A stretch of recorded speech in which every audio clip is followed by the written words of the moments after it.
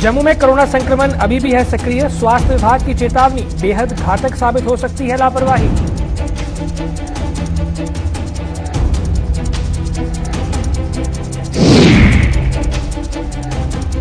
महबूबा मुफ्ती के बयान पर चरम पर पहुंचा बवाल। जम्मू में जगह जगह प्रदर्शनों का सिलसिला जारी।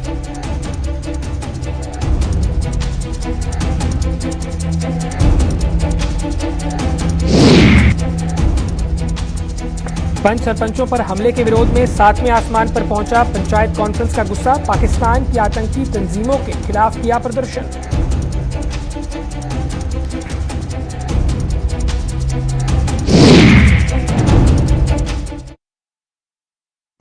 नमस्कार, गुलिस्तान न्यूज देख रहे हैं आप। मैं हूं आपके साथ हर्षवर्धन सिंह। तो आइए रुख करते हैं आज की खबरों का। जम्मू में कोरोना संक्रमितों के मामले लगातार सामने आने जारी हैं। दूसरी लहर का प्रकोप हालांकि काफी हद तक शांत हो चुका है, लेकिन जीएमसी की लैब में अभी भी पॉजिटिव मामलों की पुष्टि हो रही है। जीएमसी के प्रिंसिपल डॉक्टर शशि सूदन शर्मा के मुताबिक समाज कोरोना वायरस से अभी भी सक्रिय है और 20 साल से कम उम्र के लोगों को भी इसकी चपेट में आने की आशंका जताई जा रही है। उन्होंने बताया कि ऐसे हालात में लापरवाही बेहद घातक साबित हो सकती है और संक्रमण से बचाव अब लोगों के हाथ में है।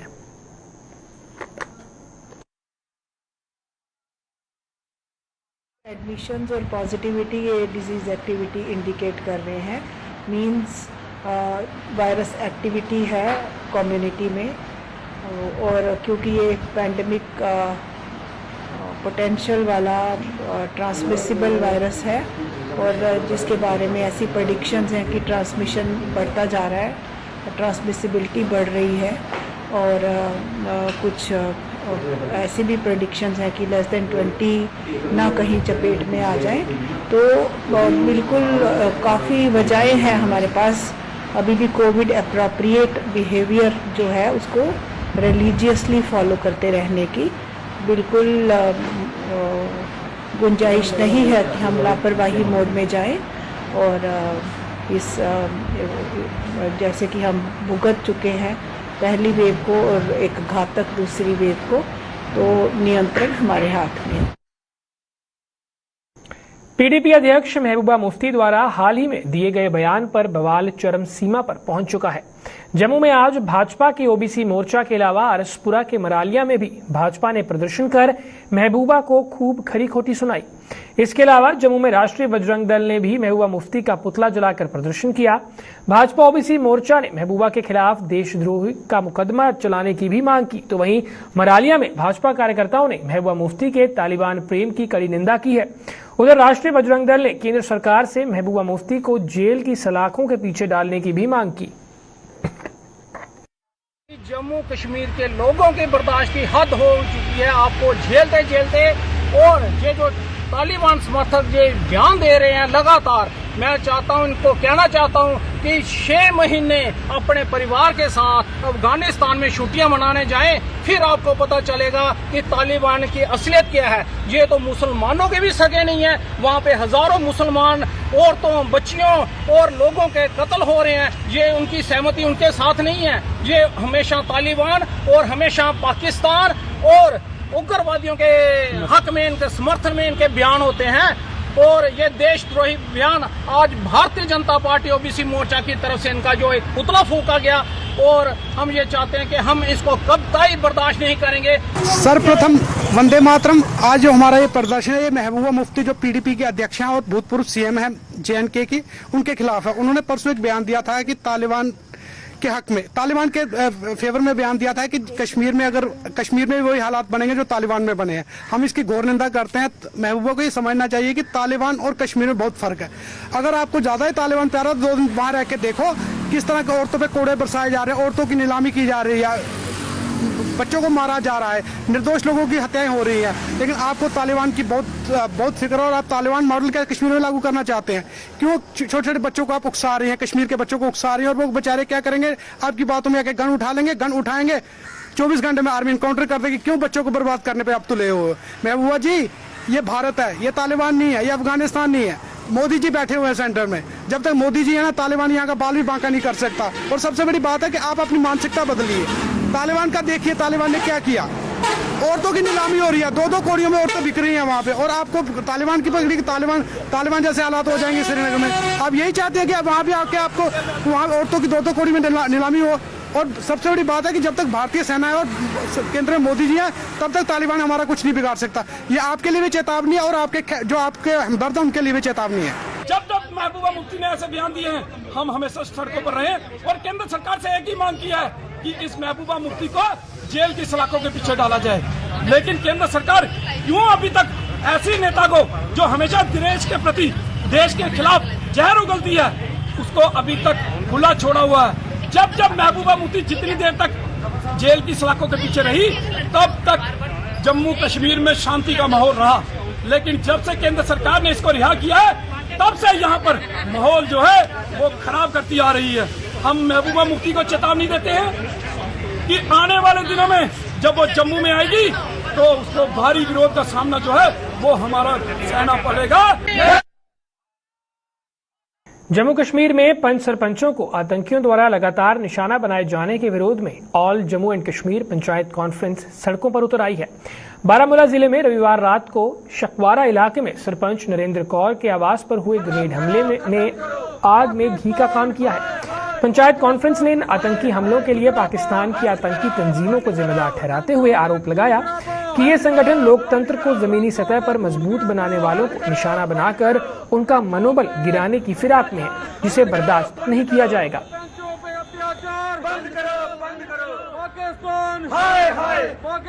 ऑल जम्मू कश्मीर पंचायत कॉन्फ्रेंस मजम्मत करती है मिलिटेंट ऑर्गेनाइजेशन की, चाहे वो सैयद सलाउद्दीन हो, चाहे वो अजहर महमूद हो, चाहे वो हाफिज सईद हो, चाहे वो ISI हो, जिसकी वजह से हिंदुस्तान के अंदर और खुसूसन तौर पे जम्मू कश्मीर के पंचों सरपंचों का लहू जो है वो बहाया जा रहा है।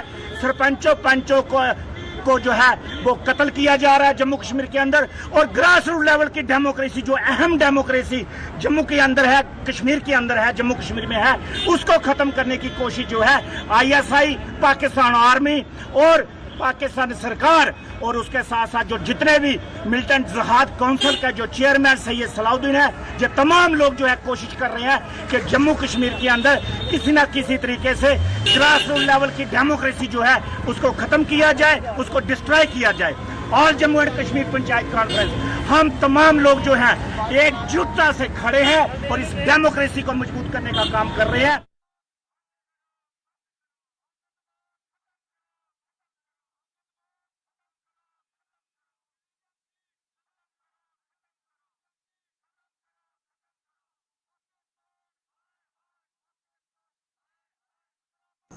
भाजपा के प्रदेश उपाध्यक्ष व पूर्व मंत्री श्यामलाल चौधरी द्वारा जरूरतमंद लोगों की मदद का सिलसिला लगातार जारी है। इस कड़ी में पूर्व मंत्री ने सुचेतगढ़ विधानसभा की पंचायत कलोए सहित अन्य गांवों के जरूरतमंद लोगों में टेबल फैन वितरित किए। इस अवसर पर मौजूद सुचेतगढ़ BDC चेयरमैन तरसेम सिंह और कलोए पंचायत के सरपंच ओमकार सिंह ने पूर्व मंत्री की इस मदद के लिए उनका आभार व्यक्त किया। उन्होंने कहा कि इससे पहले भी पूर्व मंत्री ने जरूरतमंद लोगों में टेबल फैन वितरित किए थे। उन्होंने कहा कि जब भी सुचेतगढ़ के सीमावर्ती क्षेत्र के लोगों को कोई मुसीबत पेश आती है तो उनकी मदद के लिए पूर्व मंत्री श्यामलाल चौधरी हर समय तैयार रहते हैं। इस मौके पर भाजपा किसान मोर्चा के उप प्रधान स्वर्ण सिंह, मंडल प्रधान कृष्ण चौधरी सहित अन्य पार्टी कार्यकर्ता भी मौजूद थे।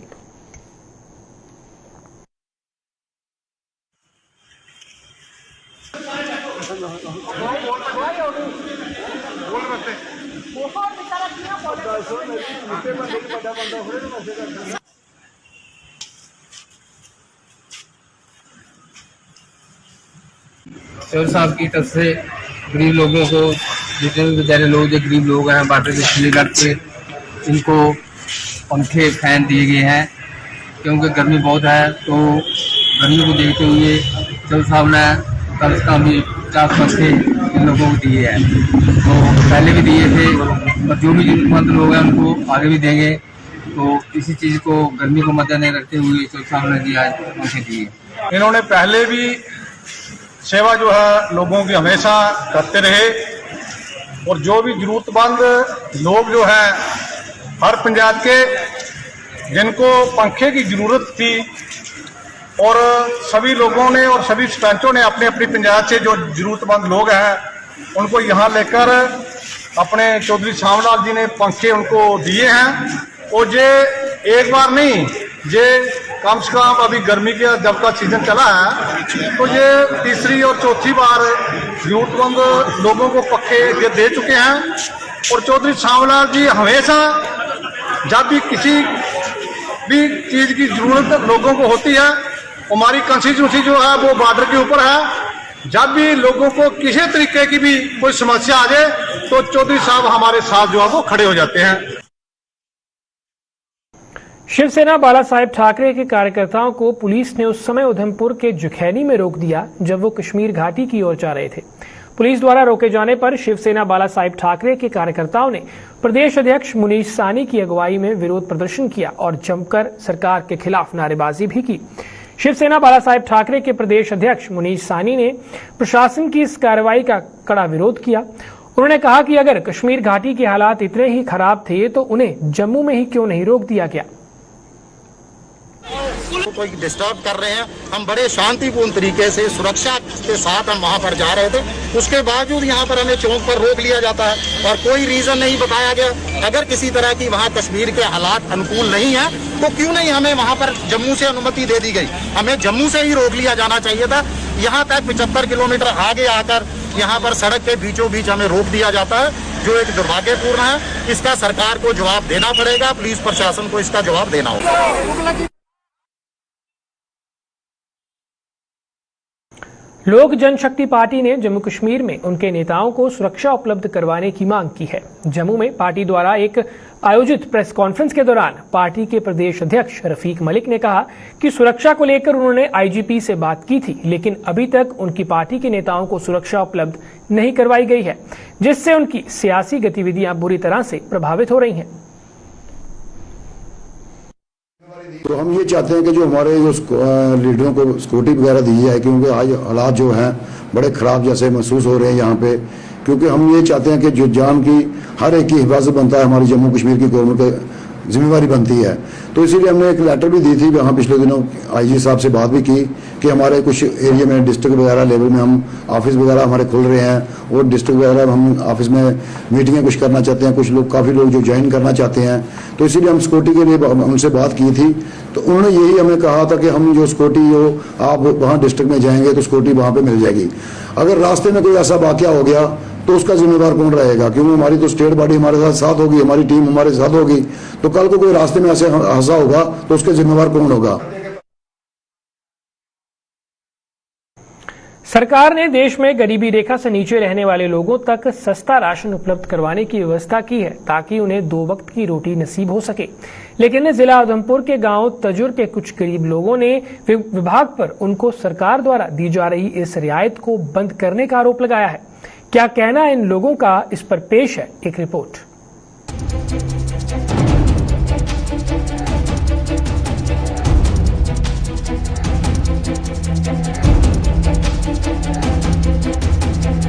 हाथों में राशन कार्ड लिए ये लोग हैं जिला उधमपुर की पंचायत चैनी के गांव तजुर के।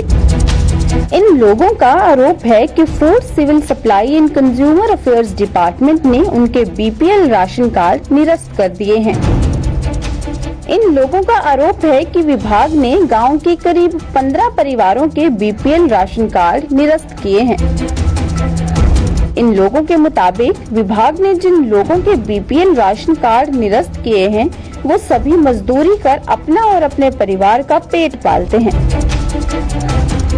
यही मसला है कि पहले हमें तो बीपीएल मिलता था, उसके बाद इन्होंने काट के हमें एपीएल दे दिया और हमारे गांव के कम से कम भी कोई 10-15 लोग होंगे जिन्होंने काट के एपीएल किए हुए हैं। सभी लोग दिहाड़ी वाले ही हैं, मजदूरी करते हैं और पता आपको यहाँ ये बैकवर्ड एरिया है, यहाँ पे और कोई रोजगार है नहीं, सर्विस वाला तो कोई है नहीं है।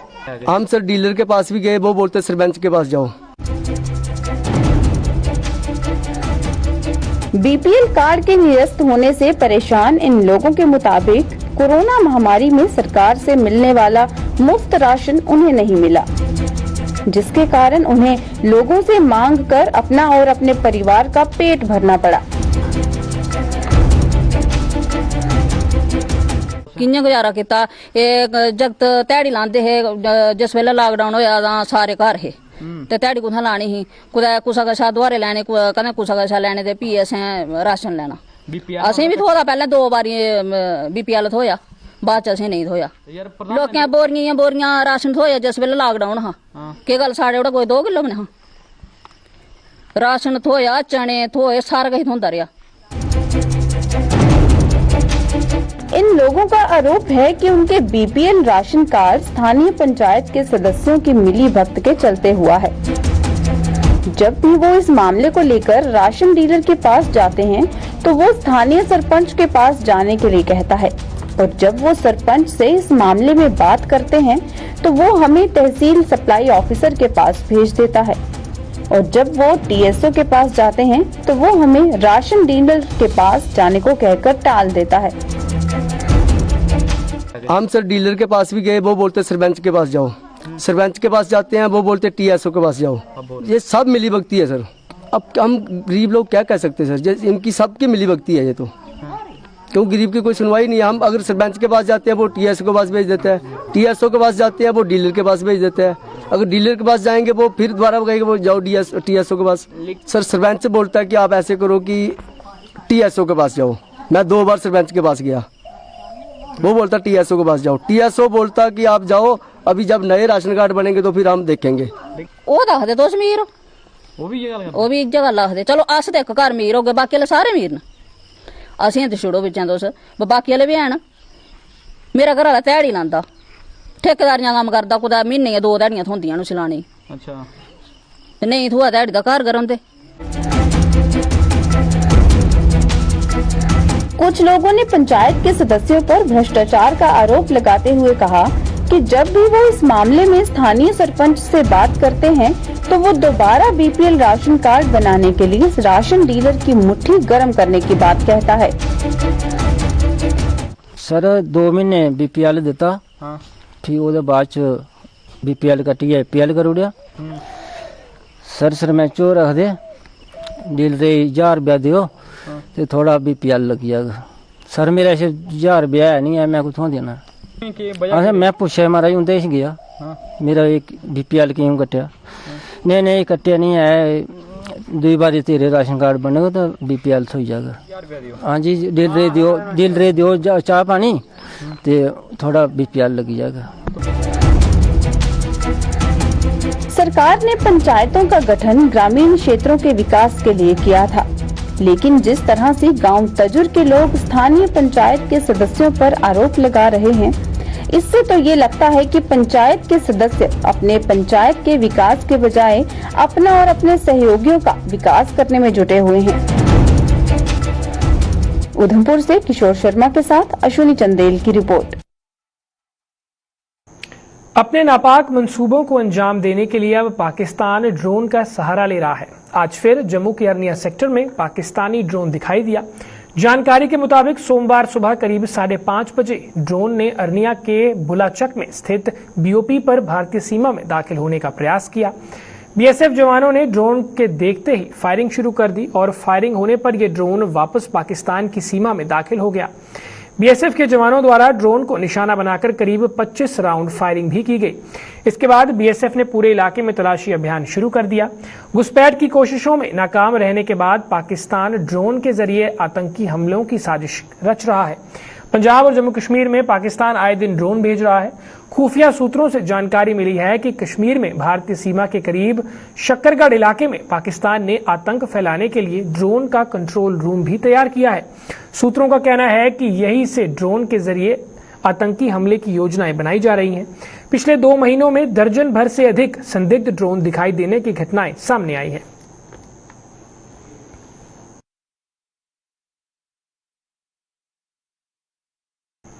इथेनॉल मिश्रित तेल से गाड़ी चालकों को काफी दिक्कतों का सामना करना पड़ रहा है। गाड़ी चालकों ने आरोप लगाते हुए कहा है कि इथेनॉल युक्त तेल के चलते कई बार उन्हें अपनी मंजिल पर पहुंचने से पहले मैकेनिक का रुख करना पड़ता है। इन लोगों ने कहा कि पहले ही तेल की कीमतें आसमान छू रही हैं और ऐसे में इथेनॉल के कारण उनकी गाड़ियां खराब हो रही हैं। उन्होंने कहा कि अगर इतना महंगा तेल खरीद कर वह गाड़ी में डलवा रहे हैं तो कम से कम उन्हें तेल तो अच्छी क्वालिटी का मिलना चाहिए।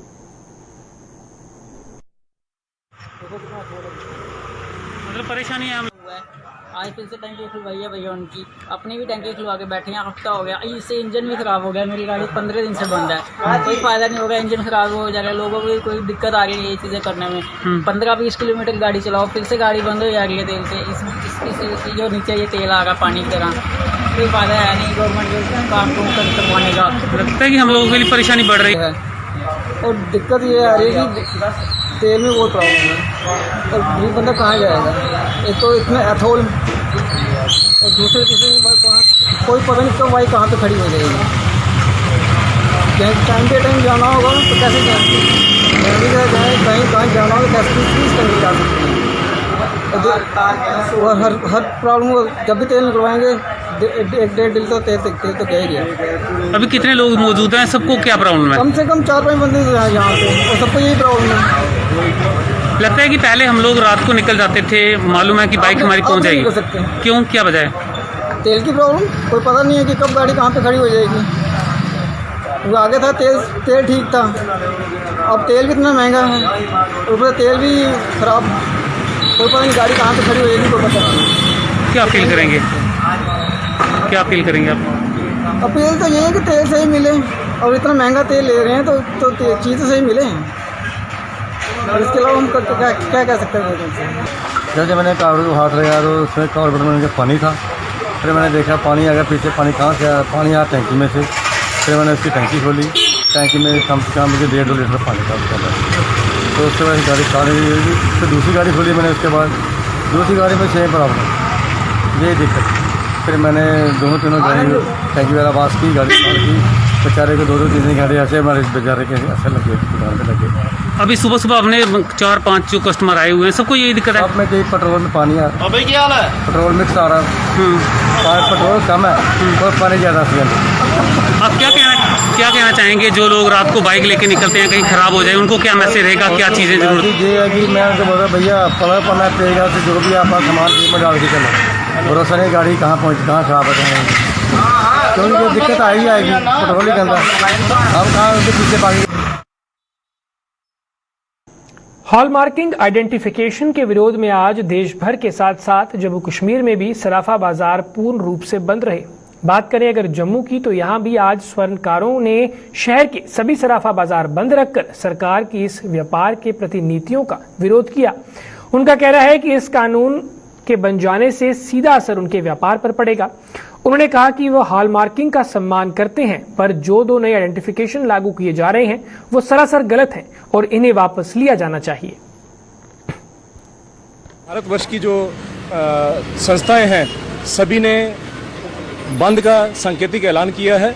उसी के उपलक्ष्य में आज जम्मू कश्मीर में भी हमने सराफा एसोसिएशन और स्वर्णकर संघ, जो हमारी दोनों एसोसिएशन हैं, उन्होंने मिलकर एक डिसीजन लिया रात को लेट आवर्स में कि हम भी सेंट्रल ऑर्गेनाइजेशन के साथ चलकर आज पूर्ण रूप से बंद रखेंगे। आज जम्मू में सराफा व्यापार, स्वर्ण व्यापार दोनों बंद रहेंगे। ये बंदी का जो ऐलान किया गया, ये हॉलमार्किंग के संदर्भ में किया गया है। हमने BIS के द्वारा जो हॉलमार्क अनिवार्य किया गया, उसके संबंध में हमने सरकार से ये गुहार लगाई है कि हम जो BIS ने हॉलमार्किंग लगाई है उसका पूर्ण रूप से स्वागत करते हैं और भली भांति हम ये जानते हैं कि ये हमारे लिए और हमारे कस्टमर्स के लिए फायदेमंद है। फिलहाल के लिए इतना ही, मुझे दीजिए इजाजत, नमस्कार।